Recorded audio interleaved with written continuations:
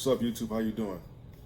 I haven't shot a video in a long time, about 3.5 months, give or take some time. I was going through a little bit of something. If you read the title, you understand what I was going through.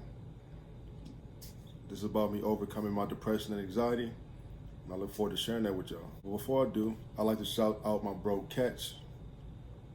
On days where I felt like I couldn't continue in life, on days I felt like I didn't know what I was doing, I look to you for advice, bro. And you don't have to tell me with words, you show me with your actions. So if I can help you overcome your depression and anxiety with my experience with it, mission complete.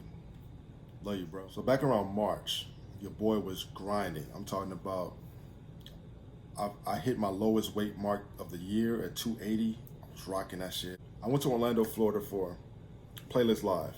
That's a convention for content creators on YouTube, in the video game world, and in the live streaming world, which I'm a part of. I live stream on the Meet Me app. You haven't heard of it? It's a pretty cool app, and I like it because I met a lot of friends from all over the world, and I'm able to express my talent and really put smiles on people's faces and do what I love to do, you know? So I came back from Playlist Live and everything was good. Everything was good.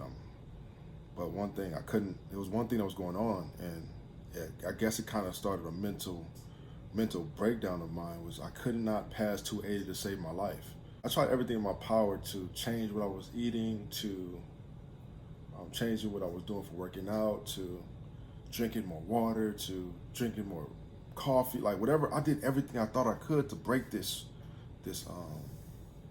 plateau, and I couldn't do it. By the third week of March, I was like, you know what? Fuck this. I'm about to order a pizza.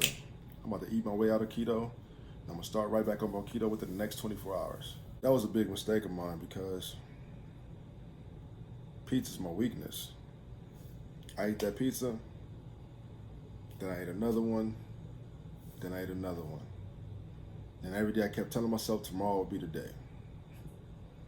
Well, tomorrow never came. Going to April with that same mindset, I told myself, new month, new me, I'm about to get back to it, right? Mind you, I've already gained 12 of the pounds back, so now I'm sitting at 292. Started to lose some of the weight, and I got back down to 288. So everything's going good. Back in April is when I became owner of my business, Marion Grafford, which I'll share with you on another video.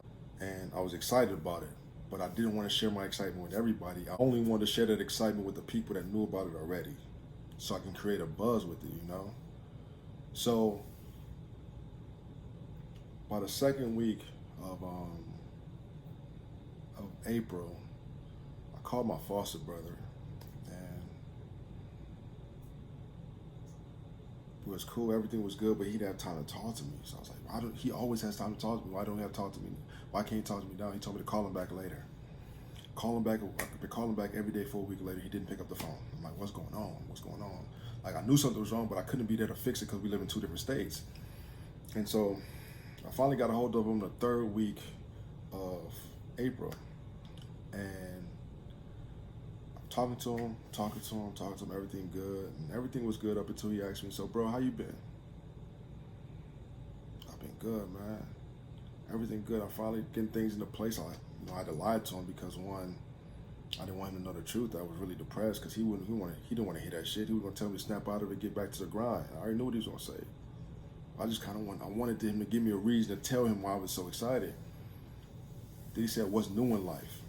Or he asked me, what's new in life? And I was like, yo, I became owner of my business. I told you about 3 years ago. I'm finally excited about having a name. I'm excited about me putting it to work to make sure that we don't have to grind like the way we used to no more. We can grind, but we can grind differently. And I just had this idea about how we gonna make this money. We gonna change our lives with the daily lifestyles of everybody that's involved, and the people that believe in our brand. Like, this was going through my mind. I wanted to tell him these things, and then he was like, oh yeah, bro, this, that, and the other. Like, we had a real legit conversation. But what I didn't know is he was loading a gun while he was talking to me. I was like, yo, I can't wait to get out to California to see you. I'm like, da-da-da. I'm like, man, I was shooting shit, bro. I was really planning on going to California this month to go out to see. It was gonna be a surprise. I was gonna surprise all my people. Go out there with I was gonna surprise my foster family. I was gonna surprise all my foster brothers, all my foster families. I was gonna go out there and surprise them and just let them know this is where I am. I know y'all ain't seen me in a while, but this is what I'm on, and I miss y'all, and just trying to like build that bond together with them, right? All that ended the 20th minute of that call. I hear a pow. And I'm like, hello? I was like, hello? I say, hello. Hello? By the fifth hello, I heard kids crying. And after the kids start crying, I heard an adult in the background, a woman, saying, oh my God, no, no, no. And the phone hung up.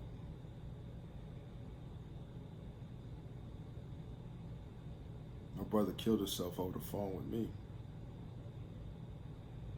I'm doing so hard. I'm doing my best not to break down right now, but that hurt. It hurt because he was the strongest one out of all of us. He was our rock. He was my everything. Like, in my mind, I was him. In my mind, I was him, because he was the best, to me, the best human being I ever came across. Confidence-wise, style-wise, the way he hooped, everything, like, that was crazy. So now my depression sinks farther into what it already is. Then I find out one of my military buddies I went into the military with killed himself. I couldn't make this shit up if I wanted to. That shit hurt. 2 people that I was close to, dead at a young age. Foster brother was 36. Bro I went to the military with was 29. Crazy. Crazy. Then, the last week of April, one of my biggest supporters, one of my brothers on my social media app that I stream on, the Meet Me app, he killed himself too. And so, in my mind, I said that the three of the closest male I've been to in the last 3 years, 4 years, or longer, have killed themselves. Why do I need to be alive? I question that every day for the next 2 days. And on the last day of April, I went home. I drank a whole bottle of Ciroc in less than 10 seconds. I waited till the alcohol kicked in, and I tried to kill myself. I struggled with that because I couldn't do it. And the only reason why I couldn't do it is because I wasn't drunk enough. And the reason why I wasn't drunk enough is because I had a bottle of Ciroc at home already. What I was supposed to do was I was supposed to go to the liquor store after work to get more alcohol. My conscience told me not to, and I listened to it. And I didn't understand why I listened to it until after I struggled with trying to kill myself. I'm not saying that in this video to tell people that, oh, what I've been through. I want to tell you how I overcame that. Well, first, it wasn't easy. I took the next 2 off days I had to bury myself in my room.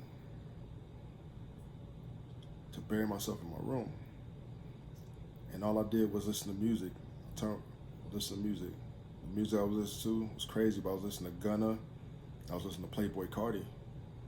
Why? Because Gunna his music gets like, it motivates you. It just, whatever you're going through in life, if you understand him, his music, it motivates you to want to do more, to get more, to live more. And Playboy Cardi, his music just gets you dancing. It gets you vibing. It gets you lit. Like, I like that shit. So, and then I was doing that when my conscience kept repeating the words, "You can't stop what's destined to be. You can't stop what's destined to be." And for 2 days, I heard that echoing in my head, and I got tired of it. I'm like, what the? I screamed. After hearing it for 2 days straight, I just straight up said, I straight up screamed like, what the fuck does that mean? Then my conscious, so after hearing the words, you can't stop what's destined to be, being echoed and echoed and getting louder every second to the point where your conscious is screaming. I couldn't handle it after the second day. So I woke up and I screamed, what the fuck does that mean? Because I got tired of that shit. I couldn't take it no more. And long story short, my conscience stopped talking to me. And I was like, what the fuck was that for? So I got back to building my brand. I went to Photoshop and started working on my logo. I started working on my logo for Marion Bradford. So I got up on my bed and I went to my laptop and started working with Photoshop and for Marion Bradford. But I was like, no, it's not the time for that. It's not the time for that. I got something else.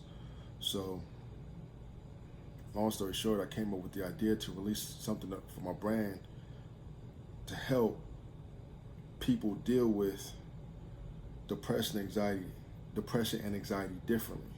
I want my brand is going to be able to help people with depression and anxiety differently, and I want them to feel comfortable with that. So what helped me overcome my depression and my anxiety is my love for helping people. The joy I get from doing things I love, such as watching sports, playing sports. I love basketball to death. I can talk to anybody about basketball, about football, about any era of football or basketball. I love that shit. I live for it. I like playing video games. I got to start playing games on my phone like Clash Royale. I want to get competitive at that.